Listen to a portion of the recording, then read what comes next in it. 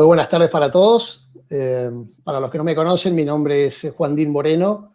Soy socio del departamento de FinTech de Marval. La verdad es que es una alegría tenerlos a todos hoy. Les quería agradecer en particular por su participación y, bueno, lógicamente darles la bienvenida a un nuevo Marval Lives Talks que está inaugurando nuestro grupo FinTech y que de alguna manera ya se está convirtiendo en un clásico de contacto con nuestros clientes y amigos, al menos durante esta cuarentena. De todos modos, yo estoy seguro que con muchos buenos hábitos que cada uno de nosotros estamos adquiriendo en estos últimos meses, estoy seguro que este formato nuevo llegó como para quedarse. Desde el grupo FinTech de Marval nos parecía importante iniciar su primer live talk con un tema distinto, algo que sea disruptivo, aunque debo reconocer que es un tema que no es muy conocido y menos aún analizado desde el punto de vista legal. Como en todos los temas de innovación tecnológica, creo que para que su uso genere algún grado de masa crítica y pueda llegar a la mayor cantidad de ámbitos en nuestras vidas, generalmente se requiere no solo que haya un avance y un desarrollo de infraestructura tecnológica, sino fundamentalmente que exista educación. Y precisamente este es el desafío que estamos asumiendo desde Marval, de manera tal de poder lograr una mayor inclusión con este tipo de eventos, que confío se van a ir haciendo cada vez más frecuentes en la medida que nos acompañen como está ocurriendo hoy. Hoy en particular vamos a hablar de blockchain y organizaciones autónomas descentralizadas, para lo cual hemos convocado a MakerDAO, que es precisamente uno de los ejemplos más representativos del uso de los beneficios del blockchain de segunda generación, como es el caso de Ethereum. Esto va a ser analizado conjuntamente con la aplicación de los smart contracts en el ámbito de las finanzas descentralizadas o DeFi o DeFi, que es precisamente el nuevo panorama en el cual, sobre la base de una tendencia que comenzó hace mucho tiempo con la despapelización y comienzo de digitalización de los activos, ahora vamos a un esquema de desintermediación en las distintas actividades que estamos emprendiendo. Esto precisamente se da sobre la base de un paradigma principal, que es el de las organizaciones autónomas descentralizadas o DAO, que es exactamente lo que vamos a estar conversando hoy. MakerDAO es un ejemplo práctico de DAO en el vertical de lending, aun cuando existan otro tipo de verticales en los que podamos encontrar este tipo de organizaciones autónomas descentralizadas. Y lo vamos a ver también en temas de seguros, en temas de pagos, en temas de exchanges, tokenización, derivados. O sea, hay un sinnúmero de actividades en las cuales este tipo de organizaciones puede llegar a aplicar. De hecho, si hoy miramos, por ejemplo, el mapping que hay sobre actividades de DeFi en cada una de las industrias, creo que no entraría dentro de lo que es una pantalla de computadora por la gran cantidad de jugadores que tenemos. De todas maneras, creemos también que ya no alcanza con la blockchain, que si bien ha probado sus bondades en muchos ámbitos, en tema de finanzas, registro de datos, en verificaciones de Know Your Customer o sistema de salud, Internet de las cosas o lo que se les pueda ocurrir, hoy precisamente lo que se está buscando es tratar de lograr un máximo grado de descentralización en cualquier actividad o ámbito en el que nos encontremos. Y precisamente MakerDAO está logrando ser el paradigma del paradigma, ¿no es cierto? Es por eso que hoy nos está acompañando Mariano Di Pietrantonio. Mariano es Community Lead para Sudamérica en MakerDAO, que es la fundación que construyó y lanzó el proyecto Maker. Mariano nos va a ayudar de desentrañar qué son estos conceptos, el concepto del DAO, del DeFi, del smart contract, pero tratando de que esto se haga desde el punto de vista práctico. Así que, bueno, Mariano, te queríamos agradecer mucho por aceptar nuestra invitación. También nos está acompañando Santiago Erazo Lomaquis, que es un miembro destacado de nuestro grupo FinTech, así que también te agradecemos mucho, Santiago. Nuestra intención, un poco como logística de este evento, es que a medida que vayamos avanzando con la charla con Mariano, ustedes también puedan participar haciendo preguntas, para lo cual pueden usar el chat que tenemos disponible y los incentivamos para que lo hagan, así la charla es enriquecedora. Así que si les parece, damos comienzo y comenzamos con Santiago. Gracias. Muchas gracias, Juan, y muchas gracias, Mariano, también por acompañarnos. La verdad que es un placer y la verdad un privilegio poder contar con alguien como vos, representando a MakerDAO justamente en esta charla. Eh, Básicamente, la idea de la charla es que sea una conversación casi de café, bastante distendida para poder entender un poco más qué son los contratos inteligentes, pero sobre todo focalizarnos en las organizaciones autónomas descentralizadas y entender un poco qué es lo que hace una organización autónoma descentralizada y particularmente, como comentaba Juan, el caso de Maker. Para comenzar muy rápidamente, y ya pasamos a hablar más fluidamente con Mariano, creo que conviene explicar un poco qué es una DAO y el punto necesario anterior tendría que ser que es un contrato inteligente. Un contrato inteligente es básicamente un software. Siempre digo en este tipo de charlas que no me maten los expertos informáticos porque trato de explicarlos de forma lo más llana posible, como para que lo entienda la generalidad de la audiencia. Pensemos en un contrato inteligente como un software que se autoejecuta como cualquier software, es decir, líneas de código que tienen una lógica condicional en la que si pasa un evento X sucederá una consecuencia Y y no puede hacer mucho más que eso, ¿sí? Pero ya es suficiente como para que haga muchas cosas a nivel práctico. Eh, las órdenes las cláusulas, llamémosle entre comillas, que debe tener un contrato inteligente tienen que estar estrictamente redactadas, es decir, no hay mucho margen para la ambigüedad, no hay mucho margen para los conceptos no determinados, es decir, esto es lo que tendríamos que denominar como a grandes rasgos lógica tal vez booleana o una representación formal de alto nivel en la cual se redactan los contratos, que es básicamente el lenguaje de programación. Y un ejemplo clásico que ya comentaba Nick Szabo en la segunda parte de los años 90 es el de, que no es exactamente un contrato inteligente, pero es algo que permite representar la idea de lo que es un contrato inteligente, es el de las máquinas expendedoras, por ejemplo, de bebidas. Imaginemos que tenemos una máquina expendedora de bebidas en la que se rige por un contrato muy simple. En la medida en que uno ingrese una moneda o, hoy en día, más probablemente algún billete, eh, luego de seleccionar el código establecido para la bebida que nosotros deseamos, la máquina nos liberará la bebida. Y no puede hacer mucho más. No le podemos negociar, no le podemos regatear, podremos intentar falsearla dependiendo si hay algún problema lógico, pero no hay mucho más que eso. La máquina funciona de esa manera. Muy parecido es un smart contract.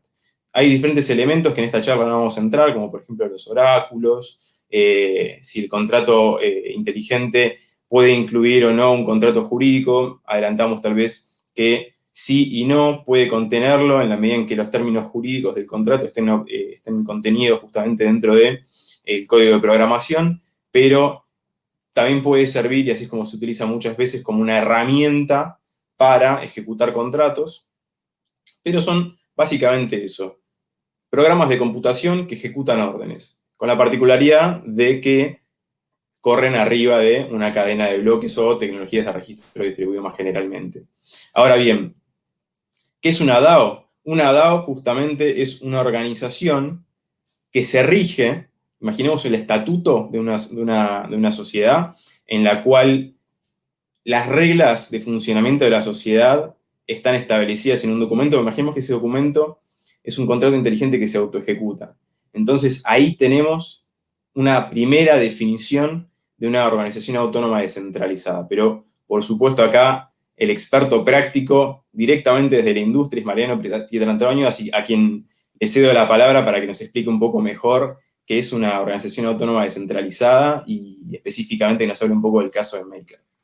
Bueno, hola Juan, hola Santiago, muchas gracias por la invitación, la verdad que es un honor poder estar acá. Hola a todos los que están conectados viendo la charla. Y la verdad que el ejemplo que diste vos, que es el de Nick Szabo, como una especie de abstracción de lo que podría ser un smart contract, está bastante bueno, es bastante elocuente. Pero a mí siempre me gusta empezar primero el porqué de una DAO, ¿no? El porqué de algo así, el porqué de una cuestión en donde tiene que haber un set de reglas que estén, digamos, hardcodeadas, ¿no? Que sean duras y que eso nos limite a nosotros, por así decirlo, como participantes, ¿no? Eh, creo que todos estamos de acuerdo que vivimos en un mundo globalizado, ¿no? Hoy en día, a veces inclusive charlamos más con gente del exterior vía nuestro trabajo que inclusive con nuestros propios o amigos o mismos ciudadanos del país donde residimos, ¿no? Eso indica el nivel de globalización, ¿no? Y en conjunto con esa globalización se van dando diferentes iniciativas, ¿sí? A medida que la tecnología lo permite, la tecnología va uniendo verticales, ¿no? A medida que va avanzando, va dando la posibilidad de ir creando cosas, por así decirlo. Y el tema de que si vos querés crear algo con alguien que no reside en tu país, que no reside en tu misma jurisdicción, que tiene diferentes, vamos a decir, términos legales por sobre cómo se puede tratar un activo, ¿sí? Vamos a poner un ejemplo muy básico, cómo puede tratar Argentina Bitcoin y cómo lo puede tratar Portugal, por ejemplo, ¿no? Son dos cuestiones totalmente diferentes, pero el asset es el mismo y por ahí las intenciones de las personas que quieren participar en algo son las mismas. Entonces, hay como esta especie de no coordinación entre las jurisdicciones, ¿no? Y aquí es donde empieza a desarrollarse desde hace ya un tiempo esta cuestión de cómo podría ser una organización autónoma, ¿sí? Descentralizada. Pero, ¿por qué descentralizada? Porque precisamente en la descentralización es donde se unen los conceptos de que nos uniría el mismo criterio, digamos, económico, el mismo criterio de intención, el mismo criterio de acción, ¿sí? Por así decirlo. Ahora bien, ¿para qué una DAO? ¿Por qué estamos limitados en una DAO? Y acá creo que esto es lo más importante de todo, ¿sí? Cuando yo no conozco a la persona con la que estoy formando este grupo, vamos a decirlo ahora, ¿sí? Suponete que está en nuestro país y tiene la misma intención de formar un grupo para X objeto o motivo, tiene que haber alguna forma en la cual nosotros, digamos, como que nos entendamos o como que tengamos las mismas cuestiones a la hora de proceder a tener acciones en una DAO, ¿no? Robin Dunbar, un antropólogo muy famoso, él comentaba que la capacidad de un humano en generar relaciones sociales está limitada por su corteza frontal, ¿no? Que suele ser entre 100 a 150 personas. Cuando ese, se dice número de Dunbar, cuando ese número se excede, ¿sí? Ya se empiezan a necesitar reglas para coordinar, ¿sí? ese tipo de relaciones, para que las relaciones sean saludables, para que no existan alguna entidad que pueda atentar contra otra entidad, ¿no? Y acá es donde empezamos a ver que estas instituciones, que son las que ponen las reglas, básicamente, ustedes como trabajadores de lo legal lo saben bastante bien, si hoy dentro de una jurisdicción nosotros podemos o no podemos hacer cosas o cuestiones porque tenemos castigos, básicamente, ¿no? Uno no puede ir a robar un bien de otra persona porque hay un set de reglas que nos castigan por eso. Bueno, con una DAO esas cosas ya son más difíciles porque no es algo corpóreo la entidad de quien está participando. Sí, por ejemplo, Santiago o Juan pueden estar participando de una DAO, ¿sí?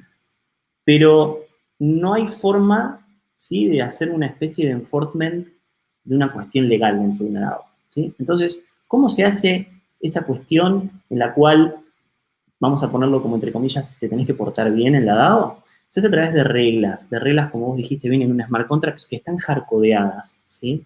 Están hardcodeadas esas reglas.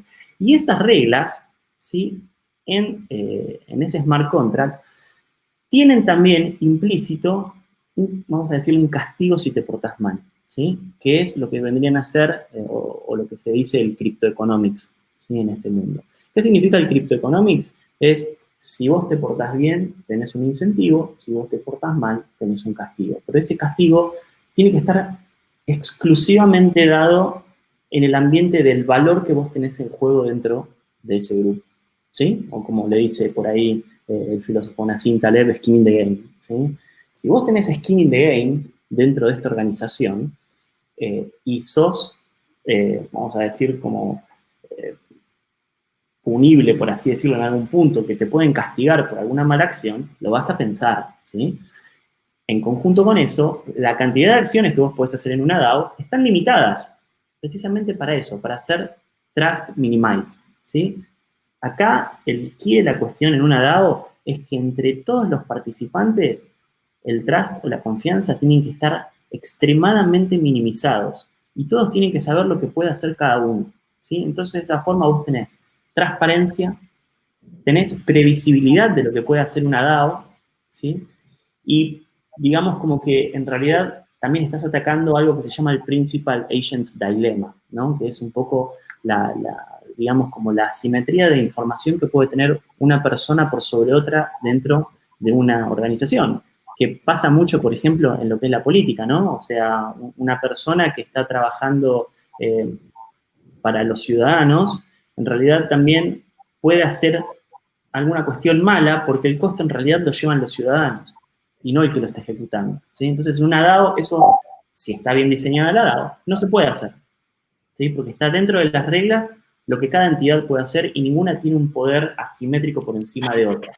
Tiene, Mariano, eso mucho que ver entonces con la génesis misma y la razón de ser de la blockchain, ¿no? Es decir, exactamente, el paper mismo de Satoshi Nakamoto allá por 2008, en el que se buscaba descentralizar, buscaba en realidad la forma de emitir un peer-to-peer cash o digital money system, entonces básicamente tratando de eliminar la confianza. Yo creo que una de las palabras más importantes en lo que vos nos comentás es justamente la confianza y la necesidad de que las reglas por las cuales se rija este tipo de organizaciones respeten esos principios, digámosle, principios fundadores de las tecnologías cripto aplicadas a cadenas de registro distribuido, justamente para evitar que las relaciones se basen en la confianza entre pares o, sobre todo, hacia una entidad centralizada. Entonces,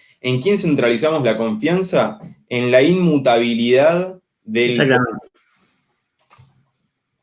Exactamente, es así como lo decís. Y esa limitación es un feature, o sea, es algo bueno, no es como un bug o una limitación que es mala para el diseño. Nosotros tenemos que pensar que acá lo que estamos creando son protocolos, ¿sí? En el sentido de la palabra protocolo es, digamos, como una sucesión de pasos, por así decirlo, bien definido y bien limitado, ¿no? Bueno, una DAO es precisamente eso, una cuestión que tiene un input, un proceso, un output y un feedback, ¿sí? Entonces, todos los hard-coded rules o las reglas que están hardcodeadas en el smart contract tienen que tener ese objetivo y no otro.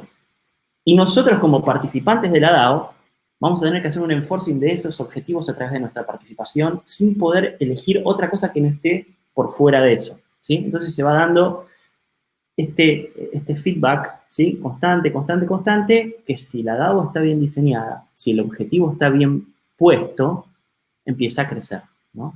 Y ahí sin una entidad central, básicamente. Clarísimo, Mariano. Entonces, podríamos decir que la DAO básicamente es una empresa en cuyo estatuto es básicamente inviolable porque estamos hablando de un estatuto que se autoejecuta. Entonces, no podemos actuar fuera de las reglas porque directamente no tenemos la posibilidad de hacerlo. Entonces, el enforcement en ese caso deviene innecesario y vacío de contenido porque directamente está en la factibilidad de realizar las operaciones, que no existen. Ahora Totalmente. bien, ¿qué es y qué hace MakerDAO? Bien. Bueno, teniendo en cuenta todo esto que dijimos, ¿no? O sea, el diseño de una DAO, donde solo pueden haber ciertas opciones de injerencia humana, vamos a decirle, donde tiene que tener un objetivo bien definido, donde tiene que haber todo un contrato social que esté puesto en pos de ese objetivo. MakerDAO es la fundación que creó la stablecoin DAI, ¿sí? Que es el protocolo DAI.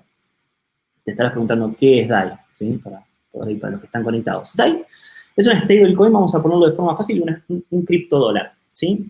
Pero tiene una particularidad, ¿sí? Que es descentralizado el valor.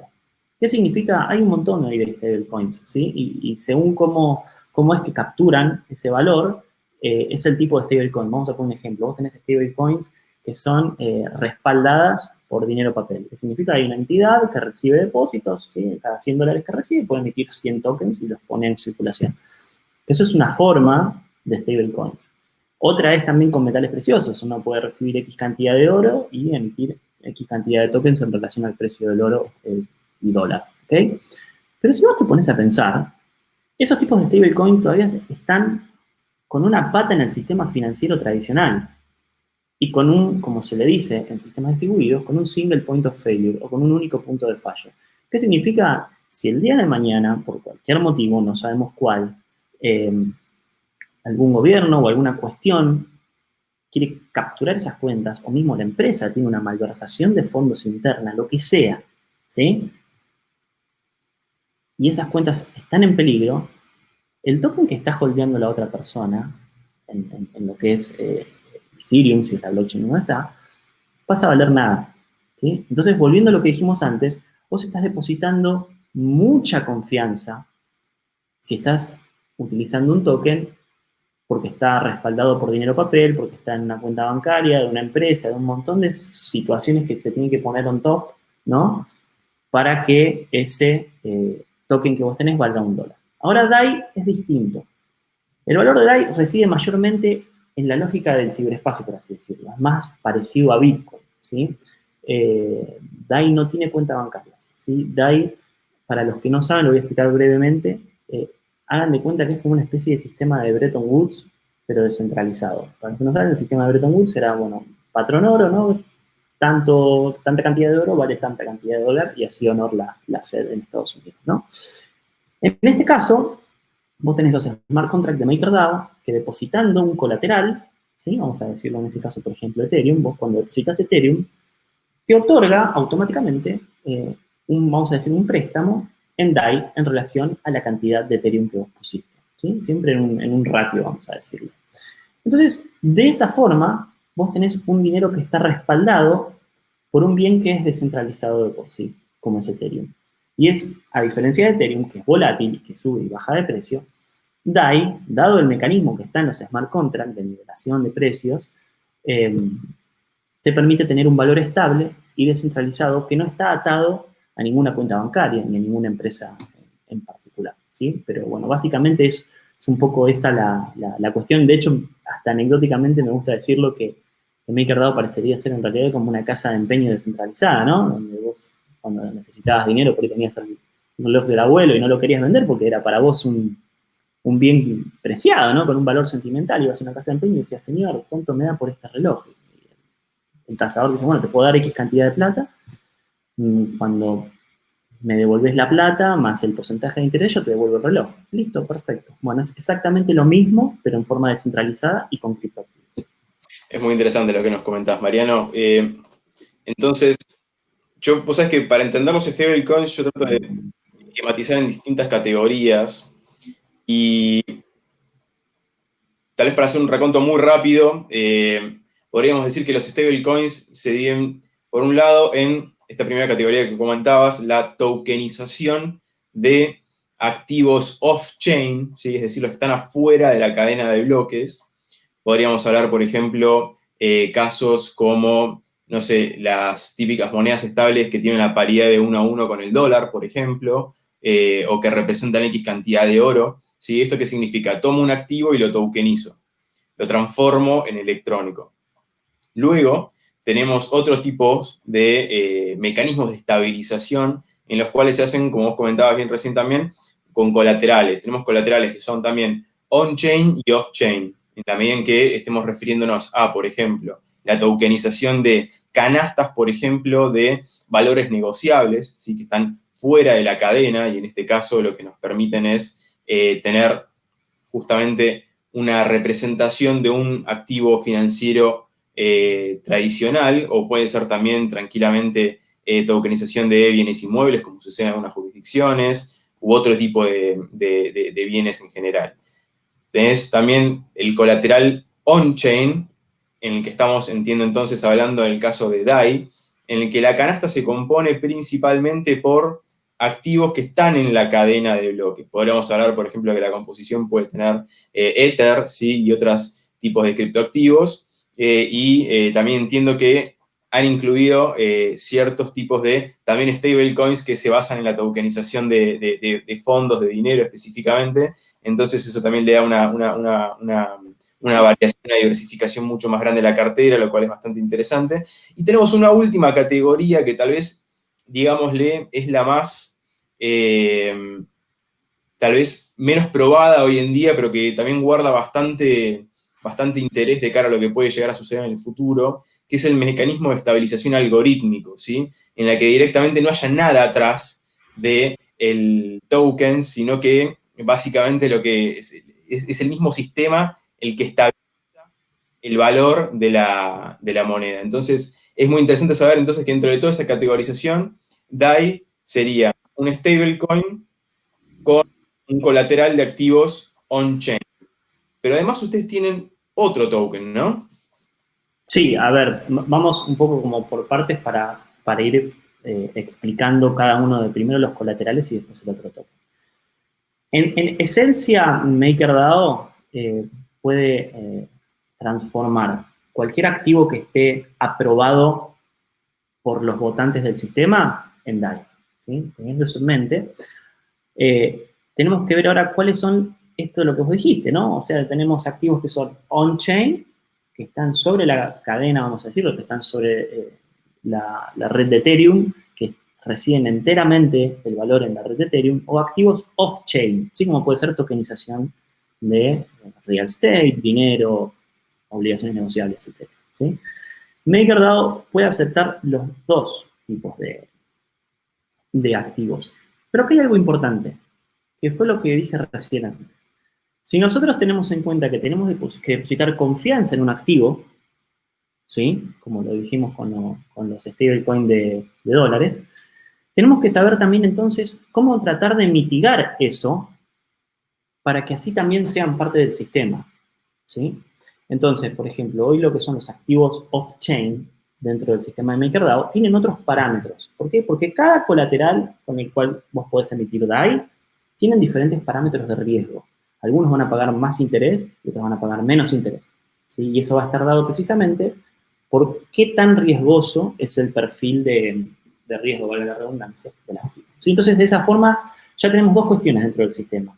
La diversificación de riesgos por tener diferentes activos y el risk profile de cada uno de esos activos, ¿sí? Entonces, de esa forma, el sistema empieza a, digamos, a crecer exponencialmente, ¿sí? Porque hoy sabemos bien, por ejemplo, que el mercado de real estate a nivel mundial es tal vez uno de los mercados más grandes que hay en términos de valor acumulado, ¿no?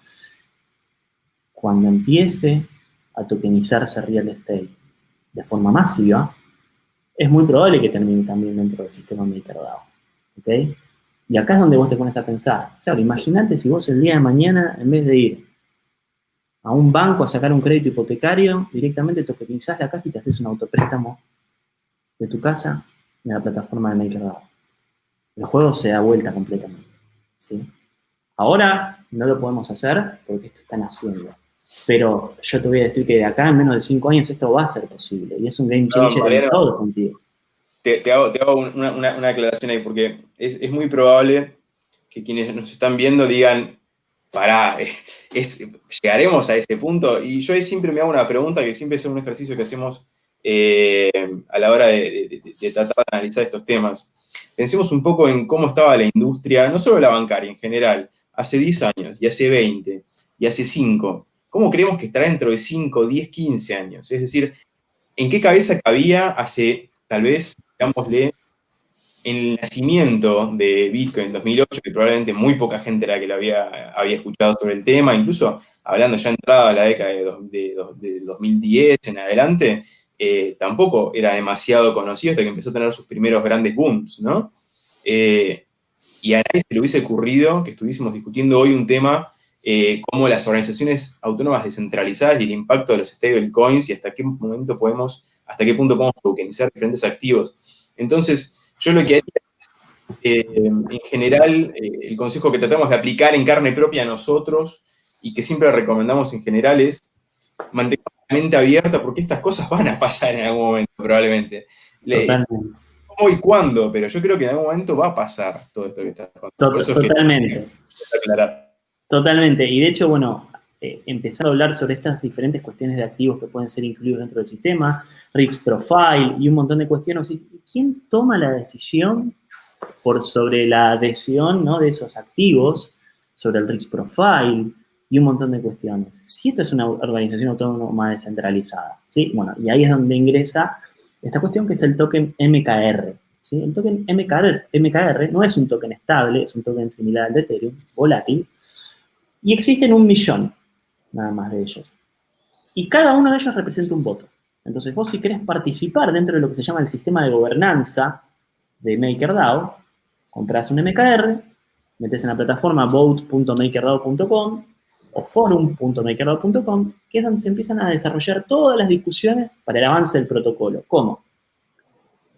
Perfiles de riesgo para cada uno de los colaterales. ¿Qué son los perfiles de riesgo? Y la cantidad máxima de emisión de DAI, la tasa de interés que paga, el tipo de cantidad de colateral máximo por usuario, un montón de cosas, ¿sí? Que va a hacer lo que ahí te va a dar un poco el pantallazo del riesgo de ese colateral, ¿sí? ¿Qué otra cosa se pueden votar? Bueno, desarrollos dentro del sistema. ¿Qué significan desarrollos dentro del sistema? Y mira, quiero que analicemos, podés hacer una propuesta dentro del foro, quiero que analicemos, por ejemplo, no sé, tokenizar el Merval 25 y meterlo como colateral dentro del sistema MakerDAO. Y ahí se empieza a desarrollar toda la discusión, que si esa discusión llega a buen puerto, porque hay un sistema de flow dentro del foro, se lleva a votación on-chain. Si esa votación on-chain es aprobada, se ingresa dentro del sistema. ¿Sí? Y así es como se va dando esta cuestión, en donde no hay una entidad central, se va dando todo a través de discusión y, como lo decimos dentro de MakerDAO, gobernanza científica, en lo cual cada una de las propuestas tiene que tener un desarrollo al estilo, digamos, como paper, ¿no? Dentro de la plataforma. Y creo que acá está el punto más interesante de todo esto, ¿sí?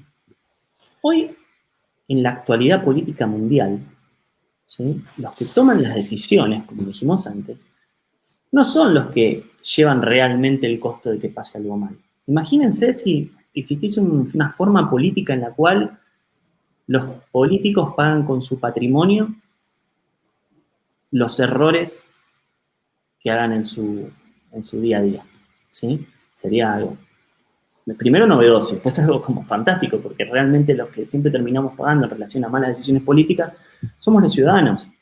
Y esto es independientemente del país en donde estés, ¿sí? Esto se da precisamente por cómo están formadas las estructuras de gobierno, ¿no? Ahora, con MakerDAO pasa algo distinto. Con MakerDAO, las buenas y las malas decisiones las tiene siempre que llevar el poseedor del token maker. ¿Qué significa esto? Una buena decisión, vamos a poner un ejemplo. Se agrega un colateral que el día de mañana se triplica en precio, ¿sí? Ese precio que se triplica hace crecer la capitalización total de mercado, hace que más gente se interese en el token maker y que el token maker suba de precio, ¿sí? Es una especie de cash flow que tuvo el poseedor del token maker por tomar una buena decisión.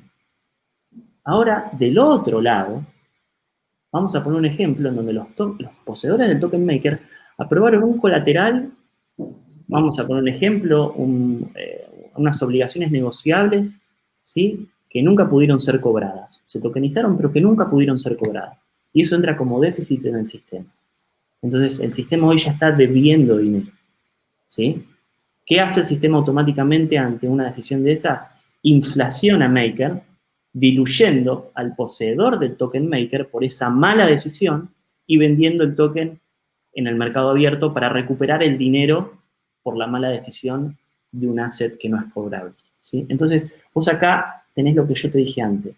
Vos tenés un input, vos tenés un proceso, vos tenés un output y un feedback. Si eso está bien diseñado, los mismos incentivos son los que te van a dar vida al protocolo, sin una entidad central que diga qué es lo que vos tenés que hacer y qué es lo que no, ¿sí? Todo esto se diseña en base a qué tan bien alineado esté el incentivo económico para favorecerte como poseedor del token maker, como el castigo económico por atentar con una mala decisión contra el sistema. Yo te quería comentar una cosita, Mariano. Me parece que esto es lo más interesante de las organizaciones descentralizadas, porque lo desafiante es precisamente encontrar cuáles son los incentivos o desincentivos para que la propia organización descentralizada se comporte de una manera u otra o de alguna manera establezca parámetros para que funcione el sistema que sean adecuados y obviamente en beneficio de todos los participantes. En general nos pasa, sobre todo los abogados y los economistas, que sabemos perfectamente cuál es el impacto que tienen las leyes en la economía a nivel de generar incentivos para que la gente se comporte de una manera u otra. Y precisamente acá no es que buscamos un determinado comportamiento o determinada omisión en un comportamiento sobre la base de una prohibición que después es de alguna manera lograda cumplir a través de la fuerza de policía. No, acá es el propio sistema el cual establece incentivos y desincentivos para que aquel que, por ejemplo, quiera, sobre la base de mantener una gran cantidad de MakerDAO, destrozar el sistema, a la vez se está perjudicando económicamente. Y quizás mi pregunta iba precisamente a esto. En general siempre está el mito de que las distintas entidades financieras se van a juntar para comprar la mayor cantidad de bitcoins o de Ethereum o de, en este caso, los DAI para tratar de destrozar el propio sistema. ¿Cuál es el desincentivo que encuentra, si es que hay alguno adicional al propiamente económico, que tiene el sistema para evitar una situación como esta? Desde mi lado lo entiendo más como una cuestión qué tan alineado está el incentivo económico de participar del protocolo que de tratar de tirarlo abajo, por así decirlo, ¿no? Primero que nada, el hecho de querer dominar un protocolo a través de un token que está en el mercado abierto se te hace exponencialmente caro tratar de dominar al sistema con lo que se le conoce comúnmente como el ataque del 51%, ¿sí? O sea, yo compro el 51% de los tokens outstanding, por así decirlo, o los que están en mercado, para poder controlar todos los votos. Ahora hay una cuestión también. No todo ese 51% está disponible en mercado, ¿ok? Con lo cual, ya si querer acumular, por así decirlo, el 20%, se te vuelve caro. Ahora vamos a hacer un ejemplo, ¿no? ¿Cuál es a ver, hay como un montón de ataques y esto es algo que realmente me encanta hablar. Imagínate que hay un gobierno, sí, un gobierno básicamente que dice, mira, vamos a hacer lo siguiente. Voy a emitir una cantidad monstruosa de dinero para comprar X token, ¿sí? Y dominarlo completamente. Y a mí no me sale nada porque yo la impresión no tiene costo, básicamente. El único costo, ¿quién lo lleva? Los ciudadanos. ¿Ok? Entonces ¿hasta qué punto vos vas a destruir un país imprimiendo para querer tratar de atacar una red descentralizada? Que la red descentralizada tiene algo muy particular que se llama fork. ¿Qué es fork? Es división, es como una división de un camino. Si vemos que hay un atacante que tiene el 51% de los tokens, porque imprimió dinero, porque digamos que hizo cualquier otra cuestión para hacerse de ese 51% y quiere tirar abajo el sistema se forquea y deja esos tokens de lado y se vuelven a emitir esos tokens en la nueva línea de tiempo, vamos a decirlo, por así decirlo, ¿sí? Y eso es lo que tienen estos sistemas descentralizados, que son como entidades vivas, en donde ya no hay una cuestión, o vamos a decirlo como una especie de hidra, ¿no? Donde vos le cortás una cabeza y vuelven a nacer. No tiene esto que vos decís, mira, ¿sabes qué? Lo capturo acá y si yo capturo esta cuestión ya se muere. No. Eso es lo que tiene bueno de un sistema inmutable, descentralizado y sin un único punto de fallo, ¿no? Mariano, te quería preguntar una cosa que está vinculada con ¿por qué alguien querría comprar DAI? O sea, en general cuando alguien se financia es porque no tiene liquidez, puede tener un departamento, un auto, algún otro activo que no es líquido. Entonces, en general lo que hace es acude al sistema financiero tradicional y pide un préstamo para lo cual da en garantía o en colateral estos activos ilíquidos. En este caso, en el caso de la DAI, uno la adquiere colateralizando Ethereum en una proporción que implique algún grado de sobrecolateralización, que por lo que tengo entendido habitualmente es un promedio del 300%. Ahora, ¿por qué alguien querría usar $300 en Ethereum para afectarlo en garantía o colateralizar para la obtención de un préstamo, por ejemplo, de $100 de DAI? Digamos, a simple vista pareciera no tener sentido pero sé que la tiene, por eso te pregunto, Mariano, si nos puedes decir. No, es muy buena la pregunta, muy buena la pregunta, y de ahí es de donde nace todo el desarrollo de servicios financieros que se está dando hoy por encima de DAI. Lo más fácil de aclarar en ese sentido, primero es apalancamiento, ¿sí? ¿Qué significa? Yo tengo Ethereum, vamos a decirlo, y quiero utilizar el valor de Ethereum, ¿sí? El valor, digamos, en dólares de Ethereum, para comprar más Ethereum, ¿sí? Entonces yo directamente deposito ese Ethereum, saco, como vos dijiste, deposito $300 de Ethereum, saco $100 de Ethereum y compro, saco $100 en DAI, discúlpame, y compro más Ethereum. Ese Ethereum que vuelvo a comprar, lo envío de vuelta al smart contract y así sucesivamente hasta que se me agota esa capacidad de apalancamiento, ¿sí? Es peligroso, obviamente, ¿no? Porque una baja en el precio significa que el smart contract te va a vender todo ese Ethereum que tiene ahí porque tiene que recuperar el DAI que vos utilizaste. Acordate que vos estás ya debiéndole al sistema. Por otro lado, una suba en el precio, con tal apalancamiento, te hace a vos devolver todo lo que le debes al sistema y te quedás encima con una porción más, ¿sí? Eso es, digamos, como lo más básico. Después se empieza a poner un poco más complejo, si querés también. Puedes hacer una especie de carry trade, ¿no? En donde vos podés mandar Ethereum a un smart contract, sacar DAI, y con ese DAI shortear algún porcentaje de Ethereum, ¿sí? O vender en corto algún porcentaje de Ethereum. Entonces estás como nivelado, en donde si el precio de Ethereum sube, ¿sí? Vos vas a estar ganando por lo que tenés en el smart contract, pero estás cubierto en caso que baje con el short que tenés live, por así decirlo. Eso es otra cuestión. Ahora vienen después, digamos, cosas que por ahí son menos, digamos, financieras, ¿no? Sí, mira, yo la verdad, yo creo en Ethereum. Para mí va a ser la nueva Internet del dinero de acá a 5 años, ¿sí? Y no lo quiero vender, pero a su vez quiero financiarme.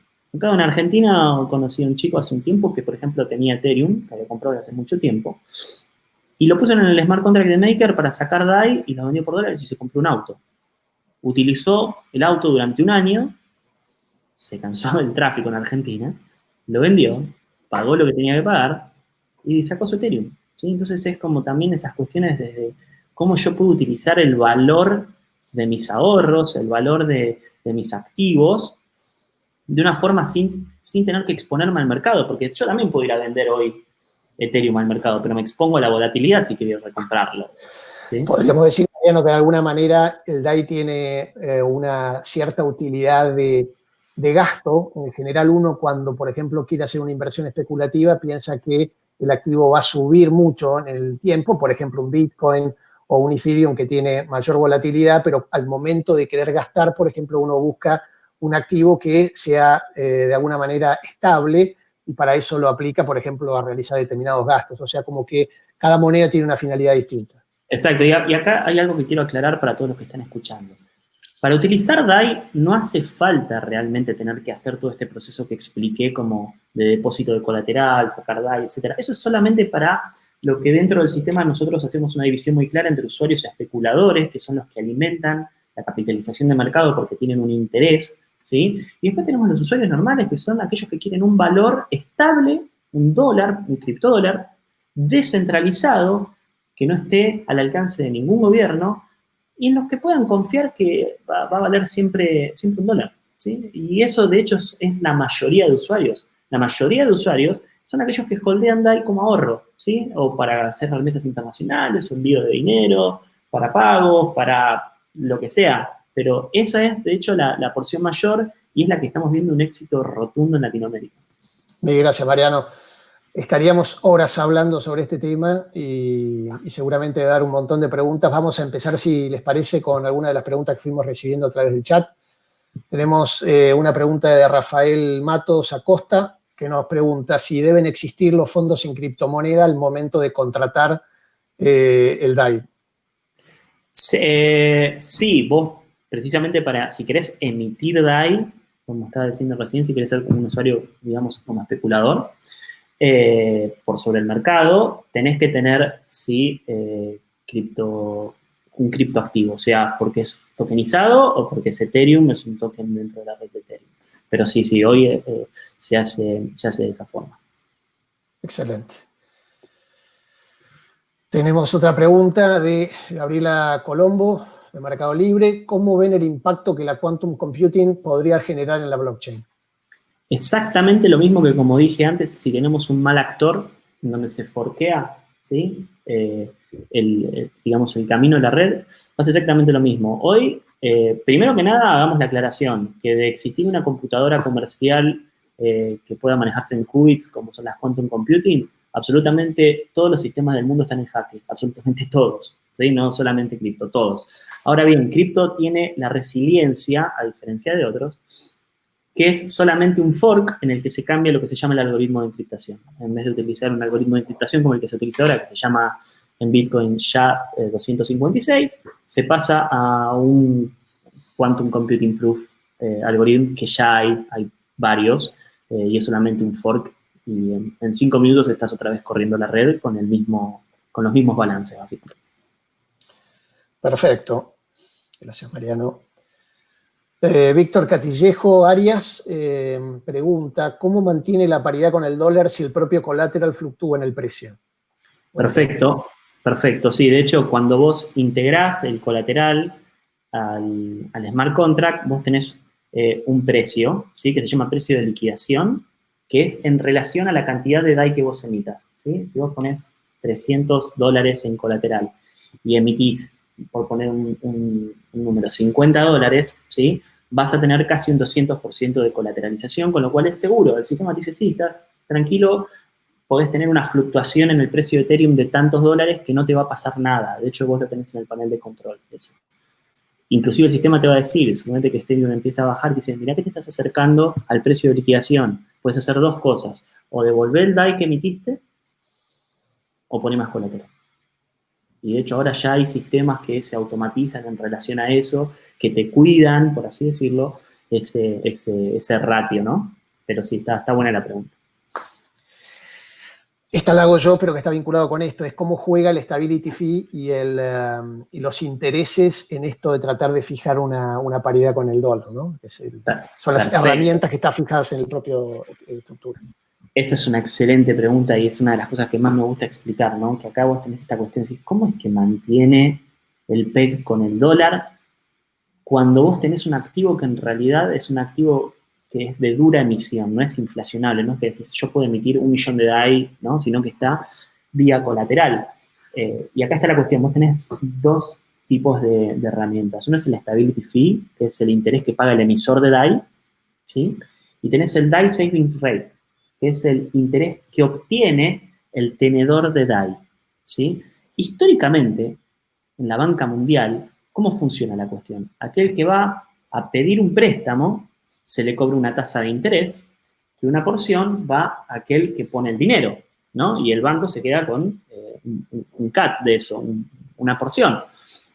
Bueno, MakerDAO lo da vuelta, este sistema, en el sentido de que no puede haber default entre el que da el dinero y entre el que lo pide prestado. ¿Por qué? Porque acá el que pide prestado, primero que deja un colateral, ¿sí? No está usando el dinero de otra persona, sino que está usando el respaldo que está metiendo, ¿sí? Y eso necesita ser pagado con un porcentaje de interés, ¿sí? Aquel que está holdeando DAI, en el contract que se le dice DAI Savings Rate o tasa de ahorro en DAI, obtiene una porción del interés que está pagando la otra persona por emitir con colateral. Entonces están desconectados. No hay riesgo de default, ¿sí? Porque el que está bloqueando los DAI en el DSR no le está dando los DAI al que está tomando el préstamo, porque el préstamo lo está pagando con el colateral que ya puso de por sí. Entonces ahí se forma un círculo virtuoso en el cual el interés que tiene la persona por holdear DAI es un incentivo para también quedarse en DAI y que eso no afecte a la fluctuación del precio porque está saliendo a vender al mercado. Una especie de banco central descentralizado. Una especie, claro, pero donde están desconectados los prestamistas y prestatarios. Excelente. Manuel Ponce Peñalba pregunta, ¿cuáles son los beneficios de tener como colateral a USDC? Bien, el USDC se agregó como colateral hace relativamente poco porque el sistema de venta de colateral que tiene MakerDAO es descentralizado. ¿Qué significa? Cuando el smart contract, vamos a un ejemplo, como te dije recién, una persona se emitió DAI, puso $300 en Ethereum, emitió una cantidad de DAI que nunca más cuidó esa posición, por así decirlo, el precio de Ethereum bajó y la posición se liquidó. ¿Qué significa que la posición se liquide? Es que el smart contract sale a vender el colateral para recuperar el DAI que esta persona sacó, ¿verdad? Y destruirlo, y así el sistema queda siempre nivelado y no se inflaciona. Bueno, la venta de ese colateral, ¿sí? Es trustless. ¿Qué significa trustless? No la realiza MakerDAO, sino lo que hace directamente MakerDAO, lo que hace el smart contract es abre el vault y deja el colateral para que lo compre cualquiera. ¿Está? Para que lo compre cualquiera. Entonces, si hay una persona que viene y dice, mira, este vault está en posición de liquidación. A ver, si yo tengo $300 en DAI, puedo comprar ese colateral. Y lo bueno de eso es que el smart contract automáticamente pone a la venta ese colateral en subasta. Entonces, ¿vos qué vas a tener ahí? Vas a tener un mercado de personas que van a estar pendientes de los colaterales que están liquidados para ser comprados y empiecen a subastarse. ¿Ok? Entonces, de esa forma vos tenés un incentivo económico para que haya actores que estén siempre monitoreando el sistema en búsqueda de ese default, vamos a decirlo. Y ellos lo cubren con ese DAI que tienen. Ahora bien, cuando el sistema crece tanto, a veces para la emisión de DAI, vos necesitas otros activos, ¿sí? Y en este caso fue el USDC, ¿sí? Cuando Ethereum bajó mucho de precio en los últimos tiempos, en los últimos 3 meses, se necesitaba más DAI para mantener a estos actores comprando el colateral, y se hizo a través de USDC. Es todo un juego económico que hay ahí en el medio. Gracias, Mariano. Una pregunta que parece más dirigida a abogados, pero que está hecha precisamente por un abogado, que es Eugenio Cosi, que pregunta, ¿cuál sería la ley aplicable a la jurisdicción o se prevé algún sistema de arbitraje? ¿Quién se hace cargo de la responsabilidad frente a los participantes o terceros? Sí, a ver, MakerDAO es un protocolo open source, primero y principal, ¿no? O sea, el código está, la verdad que puede acceder cualquiera, lo puede mirar, lo puede auditar. Ahora, ¿qué pasa con cada jurisdicción? Dentro de lo que son los sistemas blockchain, hay una frase que se le llama regulatory at the edge, ¿sí? O sea, tiene que ser compliance al borde del protocolo. ¿Qué significa? El protocolo es transparente y puede ser accedido por cualquiera, ¿ok? Ahora, si hay una empresa que quiere ofrecer un servicio en un país particular conectándose a MakerDAO, es esa empresa la que en realidad va a tener que ser compliance con todo lo que tenga que ver con esa jurisdicción, ¿sí? Vamos a hacer un ejemplo. En Argentina puede pagarse impuesto a las ganancias por tener criptomonedas, pero en otro país no, ¿sí? Y por ahí podés tener un exchange que está operando en ambos países. Entonces, si el usuario es del país B, donde no se paga, no le va a pedir nada, por así decirlo, pero sí le va a pedir al usuario donde está en el país que se paga. Eso se llama regulatory at the edge, en donde en realidad el compliance lo tiene que hacer la institución que se está conectando con ese protocolo open source. Además, ahí acoto una cosa muy brevemente. Esta pregunta, la verdad, está muy bien hecha y aparte Eugenio Cosi es un conocido de la Comisión del Colegio de Abogados de la Ciudad de Buenos Aires, la Comisión de Alta Tecnología, la verdad, muy incisivo siempre con sus preguntas. La verdad es que es uno de los grandes puntos el tema de la jurisdicción, la ley aplicable y la jurisdicción. Y ahí en realidad la pregunta deberíamos completarla con respecto a qué. Es decir, a la DAO en sí va a ser muy difícil pedirle cualquier cosa. De hecho, un caso en el que ha habido problemas con una DAO en 2016, la solución no vino por parte de la justicia porque poco podría haber hecho. Es lo que llamamos dentro de la calificación contratos inteligentes fuertes, ¿no? En las que el costo de revertir lo ideado o lo llevado a cabo por el contrato es prohibitivo directamente. Entonces ahí lo que se hizo es, como comentaba Mariano, un hard fork en la red de Ethereum. Ahora bien, el arbitraje es algo que es muy interesante. Hay distintas iniciativas, ¿sí? Voy a tratar de hacerlo lo más corto posible para no sacar mucho tiempo. Hay distintas iniciativas en las que es posible a través de un oráculo, ¿sí? Que es como, digámosle, una ventana al mundo, digámosle, una ventana hacia otros sistemas del contrato inteligente, conectarse a otros protocolos de justicia descentralizada, es el nuevo concepto que se está manejando ahora, en la que con una red de árbitros también basadas en distintos incentivos, justamente para mantener la imparcialidad y demás, pueden llegar a una conclusión, una sentencia sobre la veracidad o falsedad o la justicia en el reclamo de las dos partes o más involucradas, y puede llegar a justamente dictar una resolución que va a tener que ser aplicada porque tiene las autorizaciones especiales preestablecidas en el contrato de la DAO, por ejemplo, puede ser una solución. Pero básicamente siempre hay que ver a quién es que estamos tratando de contra quién queremos litigar, porque la DAO en sí es un contrato que se autoejecuta. Y no Exacto. Y de hecho, para agregar frente a eso, vos me podés preguntar, y bueno, ¿pero qué onda la Fundación MakerDAO? ¿Sí? Claro. ¿Sí? ¿Está? Y acá la cuestión es que nosotros, sabiendo precisamente de eso, es ni siquiera viéndolo por temas de cuestiones legales, sino por tema del desarrollo y diseño de la DAO. Si bien esto es todo vía votos y se hace voto abierto y el token está en el mercado y lo puede comprar y votar cualquiera, todavía existe una especie de, digámosle, como poder político de la fundación, ¿no? Este estatus que tiene por haber sido el creador. Y si nosotros pensamos que DAI tiene que ser el dinero del futuro, no puede existir una entidad que tenga este poder político, por lo cual en 2 años, en fin de 2021, la Fundación MakerDAO deja de existir para que ya todo el protocolo empiece a desarrollarse por sí mismo. Sí, una cosa es la Fundación MakerDAO y otra cosa es la organización autónoma descentralizada. MakerDAO eventualmente puede contratar con terceros para recibir servicios o productos.